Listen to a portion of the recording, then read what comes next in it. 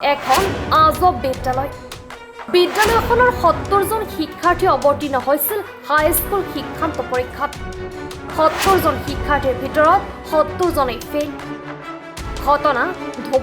ধুবুৰীৰ বিদ্যাপাৰা ছোৱালী উচ্চতৰ মাধ্যমিক বিদ্যালয়ৰ হাইস্কুল শিক্ষান্ত পৰীক্ষাত অৱতীৰ্ণ হোৱা ৭০ জন শিক্ষাৰ্থীৰ ভিতৰত ৭০ জনেই ফেইল শুকুৰবাৰৰ দিনা ৰাজ্যত ঘোষণা হৈছিল হাইস্কুল শিক্ষান্ত পৰীক্ষাৰ ফলাফল সেই ফলাফলত ৭০ জন শিক্ষাৰ্থী অৱতীৰ্ণ হৈছিল যদিও ৭০ জনে ফেইল কৰা তেতিয়া প্ৰতিক্ৰিয়াৰ সৃষ্টি হৈছে বিদ্যালয়খনৰ এনে ফলাফলত চকু কপালত উঠিছে সচেতন মহলত বিগত বহু বছৰ ধৰি বিদ্যালয়খনৰ এনেধৰণৰ ফলাফল হোৱা বুলি অভিযোগ সচেতন ৰাইজৰ বিদ্যালয়খনৰ সকলো শিক্ষকৰ বিৰুদ্ধে ব্যৱস্থা গ্ৰহণৰ দাবী একাংশৰ দৰমহা কটন কৰাৰ লগতে উজনি অসমলৈ শিক্ষকসকলক পঠিয়াবলৈ দাবী কৰিছে সচেতন মহলে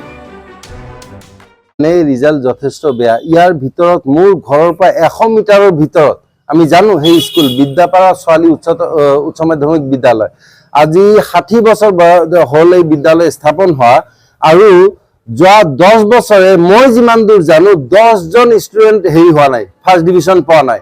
আৰু এইবাৰ কি হৈছে 70 জন আপোনাৰ হেৰি কৰিছিলে বহিছিলে পৰীক্ষাত এই স্কুলৰ পৰা 70 জনৰ 28 কেজনে ফেইল কৰিছে এটো চাগে বিশ্ব ৰেকৰ্ড আমাৰ অসম চৰকাৰে বিভিন্ন ধৰণৰ বিশ্ব ৰেকৰ্ড কৰি কিনে ভাল পায় কোৱাত বিহু নচুৱাই কিনে বিশ্ব ৰেকৰ্ড কৰে কোৱাত গছ পুলি ৰুই কিনে বিশ্ব ৰেকৰ্ড কৰে এইটো এটা বিশ্ব ৰেকৰ্ড বুলি অসম চৰকাৰে গোটেই কেইটা শিক্ষকক হেৰি জনাবলৈ সম্বৰ্ধনা জনাবলৈ মাতি লৈ পিনে মানে ইয়াতে এটা বস্তু মই বৰ আচৰিত হৈছো যে হাইস্কুল শিক্ষান্ত পৰীক্ষাৰ এতিয়া যিটো অৱস্থা যে মুখ্যমন্ত্ৰীয়ে কয় সমাজ বিজ্ঞান নাম্বাৰ বঢ়াই দিব তাৰ পিছত স্কুলৰ পৰা কিবা 20 নম্বৰ নে 10 নম্বৰ নে কিবা এটা গ্ৰেস মাৰ্ক দিয়াৰ কথা আছে ইয়াতে মই যেটো ভাবো যে একো নপঢ়াকেও বাচ্চা এটা পাস কৰি যাব পাৰে কিন্তু বিদ্যাপাৰা ছোৱালী যেটি উচ্চতৰ মাধ্যমিক বিদ্যালয় আছে তাতে এনেকুৱা কি হল যে গুটেই কেটা ফেইল কৰিলে আৰু ফেইল কৰাৰ পিছত কি হল আমি যিমানখিনি জানিব পাৰিছো যে শ্ৰীভূমি জিলাৰ আপোনাৰ হাইস্কুল শিক্ষান্ত পৰীক্ষাৰ ৰিজাল্ট যথেষ্ট বেয়া হৈছে হা 54% নে কিমান 44% তাৰে বহুত কেজন শিক্ষকক 24 ঘণ্টা নে 48 ঘণ্টা সময়সীমা বান্ধি দি কিনে শোকজ কৰা হৈছে তাৰ পিছত 300 কিমানজন শিক্ষকক তেওঁলোকৰ দৰমহা কৰ্তন কৰা হৈছে তে বিদ্যাপাৰা ছোৱালী উচ্চতৰ মাধ্যমিক যিটো বিদ্যালয় আছে তাৰ শিক্ষকসকলৰ কোনো একাউন্টেবিলিটি নাই নেকি তেওঁলোক সকলো হিচাপৰ বাহিৰত নেকি যে তেওঁলোকক আমি জানামতে না শোকজ কৰা হৈছে না দৰমহা কৰ্তন কৰা হৈছে না কিবা মই ভাবো যে তেওঁলোকৰ এগেইনষ্টে প্ৰসিডিং ড্ৰ কৰি তেওঁলোকক সাসপেন্ড কৰিব লাগে তেওঁলোকক ট্ৰান্সফাৰ কৰিব লাগে আৰু তেওঁলোকক দৰকাৰ হ'লে ডিসচাৰ্জ কৰিব লাগে যদি চৰকাৰী নিয়ম মতে হেনেকে কৰিব পৰা যায় কাৰণ এটা স্কুল আমাৰ ট্যাক্স পেয়াৰৰ পইচা দি কিনেতো আপোনাৰ শিক্ষকসকলেতো নিজৰ পকেটৰ পইচা দি নপঢ়ায় হয় কি নহয় তেওঁলোকে পৰিপূৰ্ণ বেতন পায় যথেষ্ট বেছি বেতন পায় সেই বেতনখিনি কি কৰে তেওঁলোকক বজাৰ কৰিবলৈ চৰকাৰে দিয়ে নেকি যিটো কামৰ কাৰণে তেওঁলোকক নিয়োগ কৰা হৈছে সেই কামটো যদি কৰিব নোৱাৰে তেওঁলোকৰ কোনো অধিকাৰ নাই এই সকল শিক্ষকক সাসপেন্ড কৰিব লাগে নহলে কোবা জুৰহাট কোবা শিলচৰ কোবা কাৰ্বি আংলঙত ট্ৰান্সফাৰ কৰিব লাগে এই মাস গোটেই খিনিকে কাৰণ এই ইয়াতে এটা বিৰাট এটা কাৰ্টেল চলিছে তেওঁলোকে বুজি পাইছে যে আমি যদি নপঢ়ুৱাও যদি ৰিজাল্ট ভাল নহয় চৰকাৰে একো নকৰে বহুতে একো এনেকেও কবলৈ বাধ্য হৈছে যে যেহেতু এই স্কুলটোত বেছিভাগ প্ৰায় 100% ষ্টুডেন্টে প্ৰান্তীয় জনগোষ্ঠীৰ লোক বংগমূলীয় লোক তেওঁলোকক মিয়া বুলি কোৱা হয় যেহেতু মিয়া ষ্টুডেন্ট আছে গতিকে হয়তো কিছুমানে বিচাৰে যে যি হয় হৈ থাকক মিয়াই ফেইল কৰিছে আমাৰ কবলৈ কিটো আছে গতিকে এই সকল শিক্ষকৰ কোনো একাউন্টেবিলিটি নাই কোনো শোকজ নাই কোনো দৰমহা কৰ্তন নাই আমি চৰকাৰক আহ্বান জনাইছো মই শিক্ষামন্ত্ৰী ডাঙৰীয়াক একো আহ্বান নজনা কাৰণ তেখেতে যোৱা কেইবছৰ এটা ফাইল সহি কৰিছে নে নাই মই নাজানো তেখেতৰ যিটো অৱস্থা মই আমাৰ মুখ্যমন্ত্ৰী ডাঙৰীয়াক আহ্বান জনাইছো যে এই সকল শিক্ষকৰ বিৰুদ্ধে ব্যৱস্থা লওক দৰকাৰ এটা ইনকুৱাৰী কমিশন বহুৱাক যে কি কাৰণে যোৱা 10 বছৰ এই বছৰৰ কথা কোৱা নাই এই বছৰটো কোনো ব্যতিক্ৰম নহয় যে হঠাৎকে গুটেই কেজনে ফেইল কৰিলে এইটো কম হয় this is the system in this school এইটো স্কুলত এইটোৱে সিস্টেম মই কৈছো নহয় যে 10 বছৰে 10 জন হেৰি কি আপোনাৰ বাচ্চা ফাৰ্ষ্ট ডিভিজন পোৱা নাই ধুনিয়াকে বিল্ডিং আছে স্কুল বিল্ডিং বনোৱা আছে টাউনৰ মাজত হয় কোনো চৰক যাব নালাগে ভঙা জুপুৰিত স্কুল ক্লাছ চলাব নালাগে লাইট আছে ফেন আছে বেঞ্চি আছে সকলো ব্যৱস্থা আছে বেলেগ স্কুলতকে ভাল ব্যৱস্থা আছে অথচ ইয়াৰ শিক্ষকে নিশ্চয় পঢ়াব পৰা নাই নতুবা তেওঁলোকে ধৰি লৈছে যে আমি যদি নপঢ়াও গুটেই কেটা যদি অলগদ্ধ হৈ কিনে বাহিৰ হয়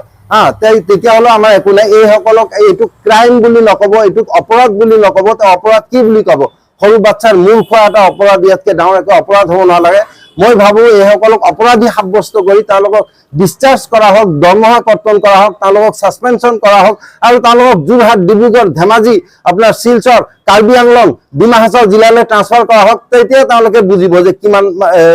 কিমান ধানত কিমান চাউল তেতিয়া তেওঁলোকে হুঁচত আহিব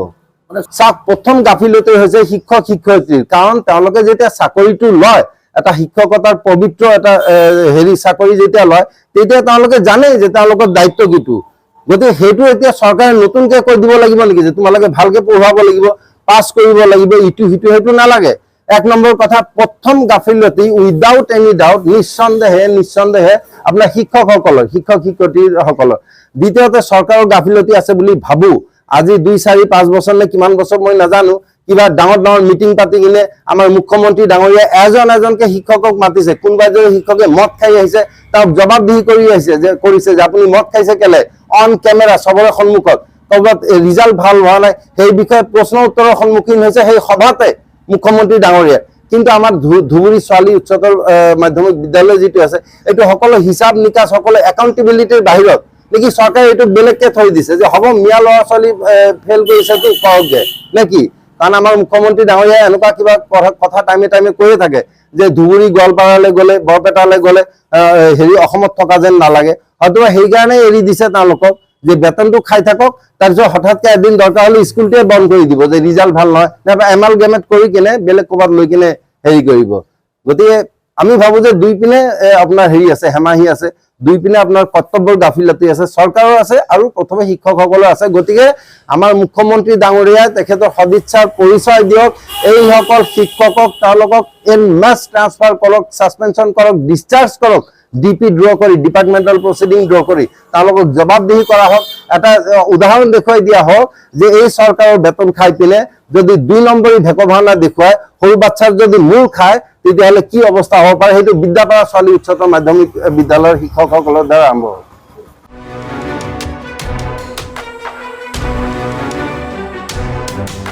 ধুবুৰীৰ পৰা নুৰুল আমিনৰ ৰিপৰ্ট